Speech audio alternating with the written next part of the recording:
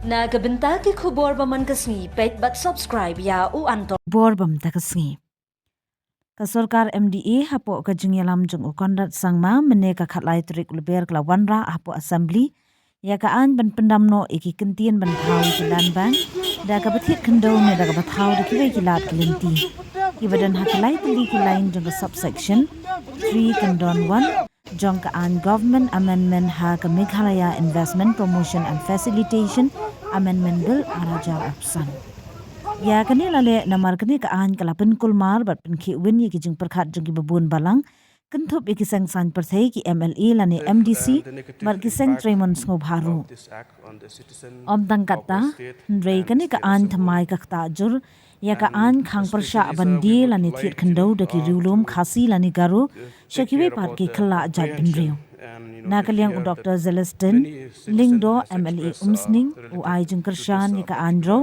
MIPF, but u ay jingiaroh ika sarkar u konrat kisangma, balanuat ban shim ika sin, jam ban pelong an, yakani ka bil. U MLA ka UDP nanong po u ay jing kershan haba ay, yatay yakani ka MSIPF u ba lagman rumbui uong, landa kani kamdan jingwit ikipad ba nong song ka jala, kanong ka jingmentoy. Encourage the business house to come and invest in our state.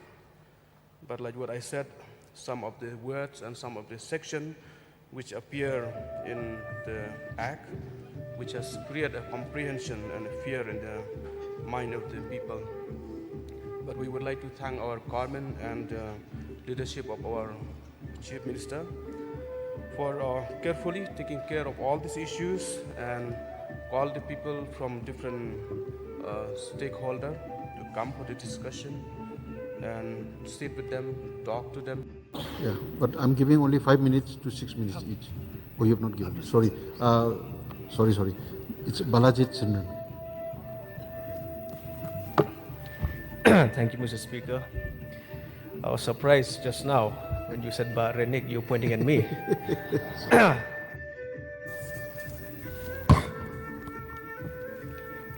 Thank you, Mr. Speaker, sir. I'm very glad with the government to bring this Meghalaya State Investment Promotion and Facilitation Amendment Bill 2025.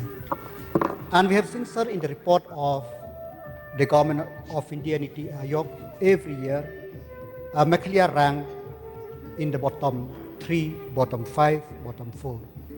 It is a conscientious effort of the government in the last 6-7 years how to improve the quality of life, how to improve the state both economically and socially. So in this context, to develop the state is not one direction. You have to take a multiple method, multiple effort, so that we could see that our state is developed. Having said that, for the last 2-3 days, since the table of this bill by the government, we have a very huge hesitation what will happen, because we know that we are a minority and land is very precious.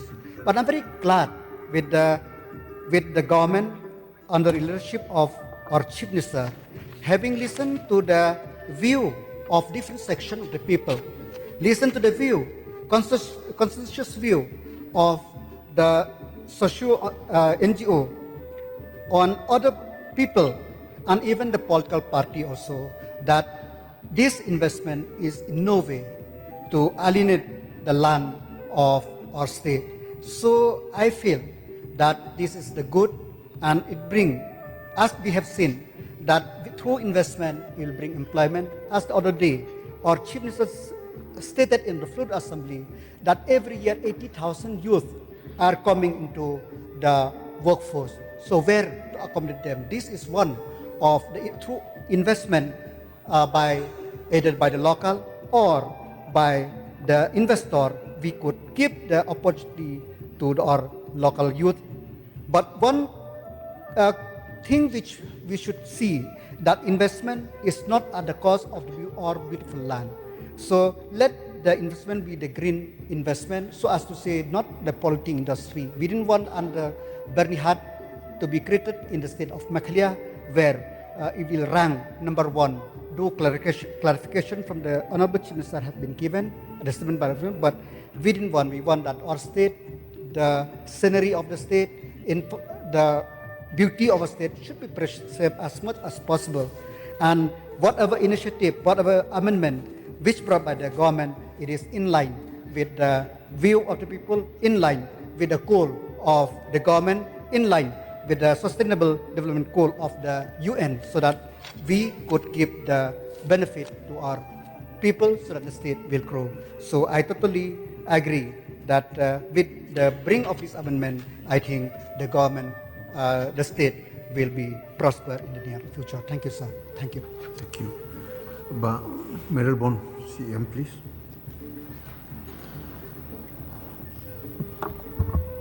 Thank you, sir, for allowing me to take part in the government amendment to the Meghalaya Investment Promotion and Facilitation Amendment Bill 2025 brought by our Honorable Chief Minister.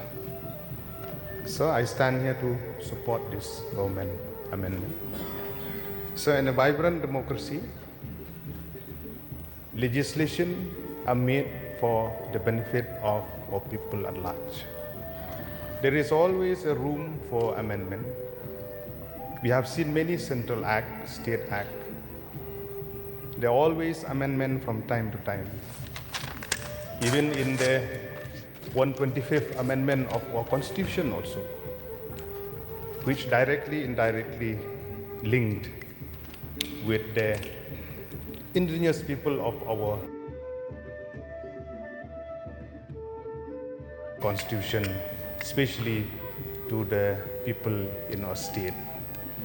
So, as I have said, we have listened to the budget speech by the Honorable Chief Minister in charge of Finance about the dream and aspiration and the initiative to be taken, where we have to invite private investor to come to the state solely, not only to address the economic growth of the state, as well as to address unemployment issue in the state. So personally, I'm very optimistic by listening to the $10 billion economy, and I urge all the honorable members across party line, let us think positively. And I urge as well as to the people of the state also, let us move ahead with positive mind. We'll keep aside all our political affiliation, but we'll move ahead to think for the economic growth of the state. So with regard to this very important bill, amendment bill that has been brought, on the very day it has been placed, table in the floor of the House, after going through to different sections, that amendment need to be made, especially in the section 2, where a new section 6 has been inserted, which address specifically to the power and function which lied with the 3 autonomous district councils within our state. This is very important. As well as with regard to address the employment issue on section 8 and subsection 2, clause A, where initiative has been taken to ensure that incentive on the policies will be provided to the industries who are creating employment for local youth. This is very important. That's why, sir, the amendment is very important and it addresses the issue at large. And with regard to the very important aspect which create confusion to the mind of our people also, at section 34, which omit the old para and insert with this very beautiful word, which protect the interests of our people. This act shall not be derogation of Meghalaya Transfer of Land Regulation Act 1971. And at the same time, sir, as I have said in my opening remark, the very word that the amendment, the government amendment that has been brought to remove that creation of land bank through direct purchase of land and other means, to me personally, I felt that over the doubt that is there to the people of the state, it has been cleared. And I have seen the positive approach of the government, the Honorable Chief Minister, the whole cabinet. So being so approachable to listen to the will of the people, the voice of the stakeholder. It could be the community leaders, it could be the church leaders, it could be civil society, NGO who have raised their voices. And it has been listened. This is a very positive mode in a vibrant democracy, and I salute to the Honorable Chief Minister for welcoming, for opening the door for negotiation. And I'm not wrong to say that any legislation to be passed by this August House, there is always a room for amendment.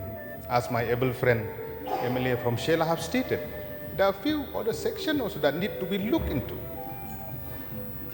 There is always a room for amendment to be brought for the benefit of the people. So with these few words, sir, I would like to express my support to the government amendment, and I hope that this House will move ahead across party line for the benefit of the people of the state to see the light of the day. With these few words, I resume my seat. Thank you, sir. Okay. Any members wish to participate? Dr. Celestine Lingdo, please.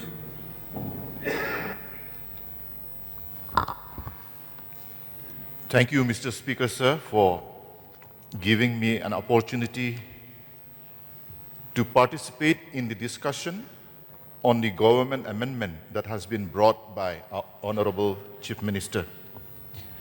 In fact, when I came into the House today, when I checked at the papers on the table, I saw the amendment and I told to myself, Mr. Speaker, sir, this is the best news for me today. Why I say that? I call it the best news because I see the government under the leadership of the Chief Minister, the government that walk the talk.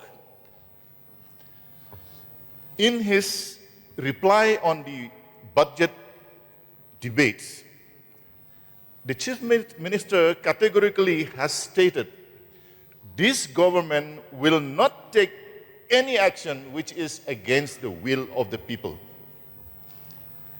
And that action we see, the words and the action played live in front of our eyes, Mr. Speaker, sir, today.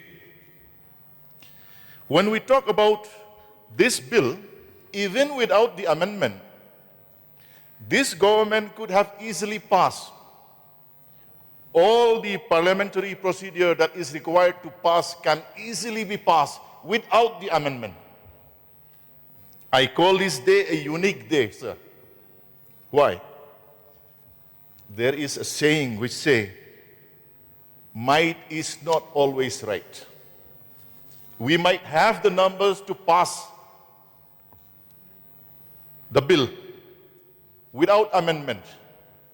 But then when we look around, if that action does not bring peace to our people, if that action does not bring joy to our people, what is the fun of passing that bill? So I must salute the government. When they say we are a government that is responsive to the will and wishes of the people, their action and their words really match. And that is why I call this news is the best news for me today, sir. Now, when we talk about investments, we want investments because we talk about employment. If our people need no employment, we can say no need of any investments. But the cry and need of our youths in every nook and corner of the state is, give us jobs. We want to be employed. We want to earn something. We all know the government cannot absorb each and every youth into the government jobs. We are almost reaching the saturation point. So the only way forward is for the government to find ways and means in the private sectors, through industries, so on and so forth. And in this age, people who want to invest have diversified, as have been rightly said by our Chief Minister. Earlier, when we say investment, we only see a chimney and the smoke spewing factories in our minds. But that scenario is changing. There are investors who say, I want to bring a world-class hospital in Meghalaya, but I cannot bring land along with me. Meghalaya has to provide the land. Nurses, doctors, all supporting staffs to run that hospital will be from Meghalaya. What do we do then? Should we say no? Or do we say yes without providing land? I think the government has done the right thing in creation of MIPA. Mr. Speaker, sir, I used to watch TV programs which are televised live, like the Kolkata Summit, where many investors come in that big stage. Even the Uttar Pradesh Global Investor Summit, where the chief minister of those respective states boldly stand and say, that company, if you want to invest in my state, I will give you 200 acres of land, but come. Of course, our scenario, our land holding is different, but I wish the chief minister of our state could say that. Why? If investments come, it is our people who will be benefited. The contentious issue of that bill and the amendment brought today is only about the creation of the land bank. I will not read the whole detail. The lines that are contentious will be removed according to this amendment bill. I hope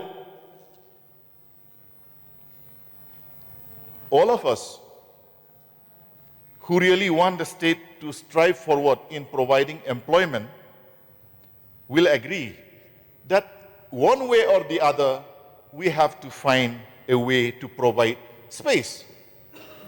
Mr. Speaker, sir, suppose I am a billionaire who wants to invest 3,000 crore for a solar park for solar energy of 5 megawatt in Meghalaya. All the jobs will be for Meghalayans. Only 3 jobs will be my people. The chief operating officer and the marketing officer, the rest will be Meghalayans. But I need 200 acres of land for this project. What will be our reply? The employment through that project will be 2,000 youths from Meghalaya. Are we doing justice to our youth? But as I said, might is not always right.